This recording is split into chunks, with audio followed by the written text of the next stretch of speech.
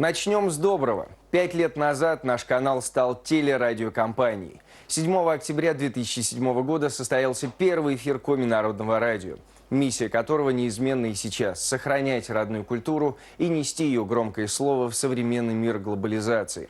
Единственная и по-настоящему собственная радиостанция Республики Коми принимает поздравления и готовит подарки в честь своего первого юбилея. От проводного радио к всемирной сети – выпускник Коми Народного радио, а ныне корреспондент Юргана Евгений Ракин. Далее.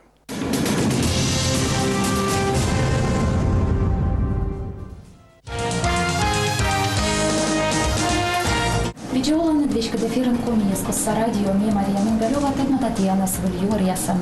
Мы находимся в студии Коми Народного радио. Ведущая новостей Мария Мингалева в прямом эфире знакомит жителей не только Коми, но и всего мира через интернет-вещание с важнейшими событиями в жизни республики. На Коми радио Мария работает уже 4-й год. Первый выход в прямой эфир, говорит, никогда не забудет. Пересилить себя прежде всего в эмоциональном плане было нелегко. Однако с тех пор девушка не представляет свою жизнь без этой легкой дозы адреналина. В отличие от телевидения, на радио диктор не может передать свое отношение к информации мимикой или жестами. Здесь же очень важна начитка, интонирование. Хотя я не вижу слушателей, но всегда представляю их. Когда читаю новости в эфире, у меня перед глазами те люди, особенно которых я знаю. Ну, например, в этот момент меня слушает Надежда Николаевна Быковская. Я точно знаю, она весь день слушает наше радио на работе. Также и другие, которые говорят: «О, а новости-то я слушаю». Впрочем, работа радио невозможна и без талантливых технических специалистов. За плечами Дмитрия Идрисова богатый опыт работы со звуком. Сюда он перешел с Европы плюс Коми. Тогда все начинали с нуля. Сами протягивали провода и кабели, сами устанавливали и подключали оборудование. Вот этот момент, когда пошел эфир, скажем так, начали читаться новости в прямом эфире, и вот этот момент, конечно, он очень такой поразительный, очень запоминающийся, скажем так. Это как, не знаю, как рождение ребенка, когда вот сын родился, да, и ты вот его первый раз видишь, схожие чувства, скажем так.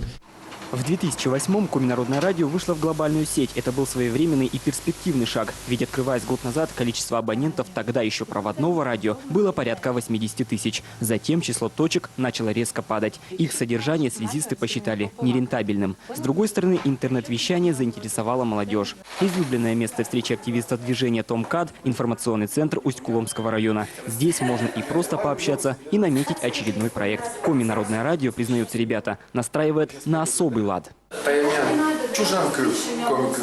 Это мой родной язык, и я хочу, чтобы в будущем и мои дети тоже владели им. Поэтому мы любим слушать Коми радио. Сегодня Коми радио звучит не только на сайте Юргана. Можно установить Яндекс.Виджет или посетить страничку в социальных сетях. Не так давно доступ к Коми Народному радио получили и абоненты кабельного оператора Медиаинформ в Сыктывкаре. В редакции отмечают, интерес жителей республики к родному радио только растет. Мне письма шлют. К примеру, мне 58 лет. Раньше слушала ваше радио, сейчас не могу. Как можно снова вас услышать? Но письма-то она по электронной почте послала. Значит, интернет есть. Я отослала ссылку, объяснила, на нее надо нажать. В ответ пишет: «Все, наконец-то слушаю». Слушают Коми радио не только в республике, но и далеко за ее пределами. Практически по всей России, в странах Европы и даже за Атлантическим океаном. Объяснить это очень просто. Для тех, кто живет вдали от республики, Коми радио – единственная связь с родной землей, языком и культурой. Сегодня благодарные слушатели поздравляют коллектив радиостанции с 5-летним юбилеем. Мы горячо поздравляем вас и желаем, чтобы на волнах вашего радио звучало как можно больше самых наших любимых песен, а также новых композиций и самых красивых голосов. С любовью от Санкт-Петербургского Коми землячества Неводос, с берегов Невы из Санкт-Петербурга.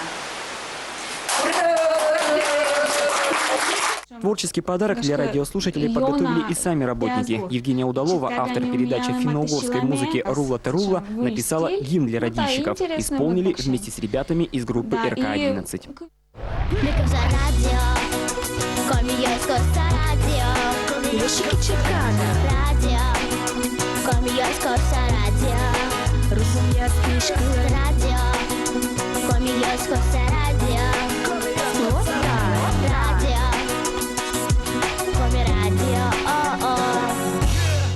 Сейчас клип монтируется, но самый приятный и долгожданный подарок прежде всего для столичных жителей – это FM-вещание. Как сообщили в редакции, существует предварительная договоренность с телерадиокомпанией «Мир». Если переговоры по получению разрешительных документов пройдут успешно, то уже в следующем году Коми Ес Коссарадио можно будет слушать по 4 часа в день по FM-приемнику. Евгений Ракин, Алексей Паршуков об итогах 5-летнего вещания Коми Народного радио и его перспективах на будущее.